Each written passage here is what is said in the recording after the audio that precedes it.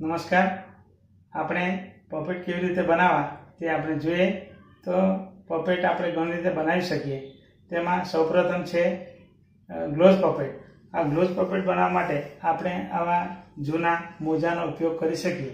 મોજા અને આ રીતે આપણે બનાવી અને મોંનો આકાર બનાવવા માટે કાપડ અને કાગળનો ઉપયોગ કરી ઊન, નાક અને વાળ બનાવવા માટે, ચાંદાનો ઉપયોગ આંખ બનાવવા માટે, અને આ રીતે આપણે સરસ મજાના ગ્લોવ્સ પપેટ આપણે બનાવી શકીએ અને બાળકોને આપણે એનો ઉપયોગ કરી શકીએ. ત્યારબાદ હવે આપણે ફિંગર પપેટ કેવી રીતે બનાવવા. તો ફિંગર પપેટ બનાવવા માટે સૌપ્રથમ આવી ભૂંગળી રંગીન કાગળમાંથી કાપીને બનાવી લેવી. ત્યારબાદ જે તે પશુ, પક્ષી કે મનુષ્યને આકારનું મોંનું કટિંગ કરી અને એને આપણે ચોંટાડી અને આ રીતે આપણે સરસ મજાના ફિંગર પપેટ બનાવી શકીએ. આવા આપણે ઘણા બધા ફિંગર પપેટ પણ બનાવેલા છે. बाल दोस्तों नमस्ते।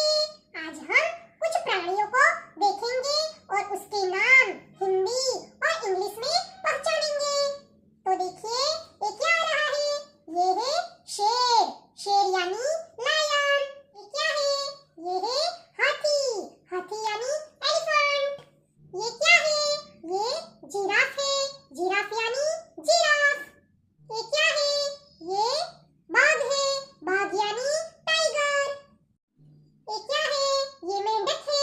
मेंढक यानी फ्रॉग। बाल दोस्तों, तो आज हमने ये 5 प्राणियों को पहचान लिया। तो बाय बाय दोस्तों। હેન્ડ પપેટ બનાવવા માટે આવા થર્મોકોલનો ઉપયોગ કરવામાં આવે છે. મોંનો આકાર બનાવી આ રીતે કાપડ ચોંટાડી મોં બનાવવામાં આવે છે.